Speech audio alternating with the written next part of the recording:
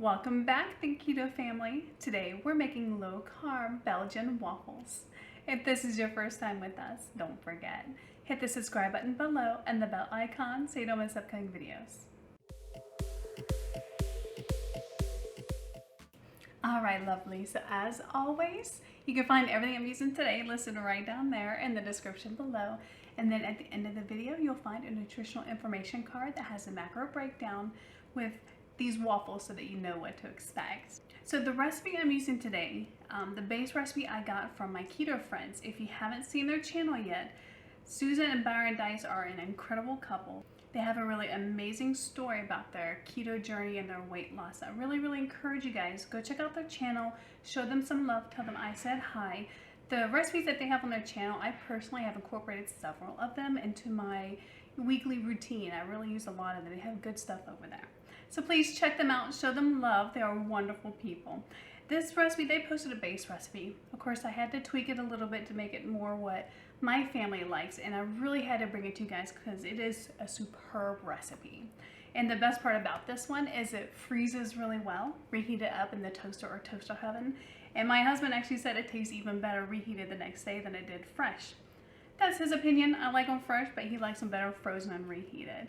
Let me show you how it's done. It's a really easy recipe. Like I said, this is a double batch. This is the minimum I will make at a time because we have early mornings here before we get up and go to work, and there's not a lot of time to make breakfast. So if you can throw a couple of these in the toaster oven while you're getting ready for work, it's absolutely perfect. All right, so I'm going to be using my food processor today. This is not an expensive food processor. I got off Amazon like 5 or 6 years ago, and it still works good as new. It's absolutely amazing. So what we're going to do is we'll put our dry ingredients in first. I have a cup of almond flour. It has been sifted, and at the risk of sounding like a broken record, always make sure you sift your powders and your flours. You don't want any lumps or bumps in there. And to that, I'm going to add a tablespoon of stevia sweetener. I do recommend whatever sweetener you use to use a powdered form of it. If you used a granular here, it might end up being a little gritty if it doesn't fully melt down while being cooked. And to that, I want to add 1 tablespoon of arrowroot powder. This is not a make or break. If you don't have arrowroot powder on hand, you don't have to use it, but I find it helps make them a little bit lighter and fluffier. I get 2 pretty generous teaspoons of baking powder. I almost said baking soda. I've done that a few times. And then I get a half a cup of mozzarella cheese. Alright, we're just going to stick the lid on it and blend it for about 30 seconds or so until it's fully incorporated and the cheese is not so big and chunky. So the dry ingredients have all gotten mixed together, and we'll add the wet to it. I've got 6 eggs here. Now, if you are extremely sensitive to an eggy taste, you'll want to use less eggs and then just add a little bit of almond milk to make up some of that moisture that you're taking out. I don't mind the eggy taste of this. My husband did note that it did have a slight eggy taste, so you can reduce this down to probably 4 eggs and maybe add a half a cup, 3/4 of a cup of almond milk in there if you wanted to. If you try that, let me know. I haven't swapped it out because I don't mind the flavor. I got 4 tablespoons of melted butter.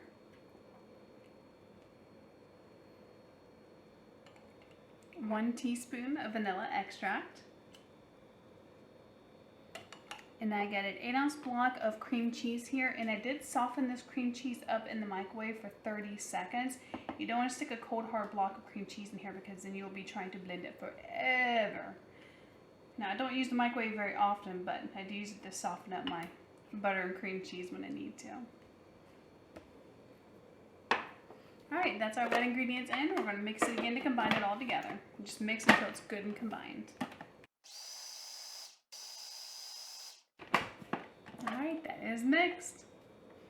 Okay, so I'm just going to pour this out into a bowl to make scooping it out easier. It can be a little annoying trying to get around the center of this with your measuring cup to scoop it. Alright guys, don't forget, always spray your waffle maker before using it. You don't want this batter to stick. I've got a little bit of avocado oil cooking spray here that I'm using. And I always use this little 1/4 cup measuring cup. I find it's just perfect portions for this. I'm just going to put it in. No cheese necessary. I don't want these crunchy like I did with my coconut flour chaffles. I want these to have that softer Belgian waffle feel to them. Alright, we're just going to close the lid, let these cook. I find the perfect cooking time for these is about 3.5 minutes, depending on your waffle maker though. With other recipes, it cooks for more like 4 minutes. I find with these 3.5 is just on point. I'll see y'all back soon. All right, these are done and they're cooked perfectly. I'm going to pull them out and we'll get the next batch going. So when I take them out, I just take out the whole sheet and then I'll cut them later on this plate. They're just a little hot to handle right this second. All right, so this is going to go just the same for all the rest of them. And I find I really don't need to re-grease my waffle iron until maybe after the 5th batch or so, if this goes that long.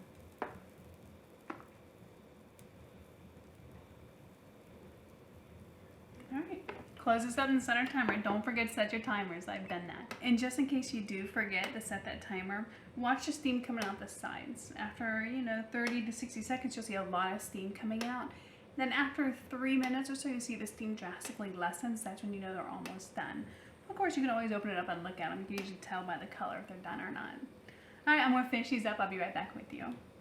All right, guys, so I've got all these waffles done, and it's as simple as I do it is I just cut down the center to separate them. I find it easier to cut each sheet one at a time as they come out. That's it. These guys are absolutely perfect. See that? And they're so fluffy. I mean, you cannot tell me this isn't just like a biscuit Belgian waffle. I mean, these are amazing.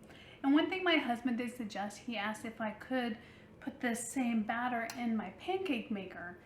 And let's see. Yep, they're almost done.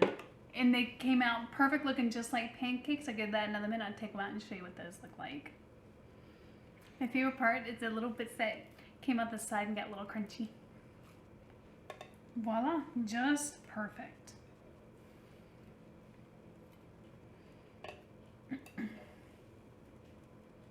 So altogether, I got 7 pancakes and 10 waffles out of this. If you're just making waffles, you'll probably get about 16 waffles. If you're just baking pancakes, I'm not sure, it might come out to be just about the same, 16, 17, but that's it. So it works great both ways, and I'm going to freeze these. In fact, let me show you. This is how I freeze them. I just put 2 or 3 in a Ziploc bag and stick them in the freezer, and they'll keep for a good while in the freezer.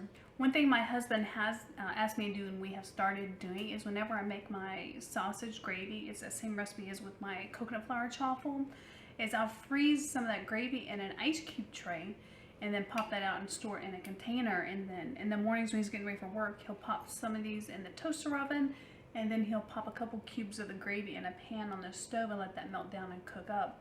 And he says it's absolutely perfect, comes out perfect every time. So if you need a ready-made breakfast that's frozen, can be reheated, that's a really terrific idea for you. The pancakes, they freeze just as well. I have pancakes from my other pancake video that I freeze, and we do the same thing. We just pop in the toaster oven, for about 10 minutes or so, and toast them up, and they come out perfect. One thing I did want to mention, when you check out that My Keto Friends, when their waffle video, they also have a recipe for syrup. It's a really good recipe, but I personally don't make my own syrup. Hungry Jack has a really good sugar-free syrup that I use. It does have good ingredients in it. If you have a problem with sucralose, it does have sucralose in it. But other than that, it's got 0 carbs if you don't count the 3 carbs for sugar alcohols. But I really enjoy it, and my husband, he's a bit of a syrup snob. I went through several different syrups trying to find one that he likes. I personally would use Carrie's sugar-free syrup. He didn't like that one. We tried Mrs. Butterworth. She has a sugar-free syrup. He didn't like that one, but he loves the Hungry Jack one. And plus, if you warm it up in the microwave, there's directions on the back. Oh, it's so good to have warm syrup on your warm pancakes or waffles. Alright guys, I hope you enjoyed this video today. Please don't forget to give me a thumbs up down below. Go visit my keto friends, show their channel some love. They are wonderful people. They've been really encouraging to me since we both started our channels about the same time. And as always, you can share those recipes with anybody you know can use a great low-carb Belgian waffle or pancake recipe. I'll see you next time, guys. Bye.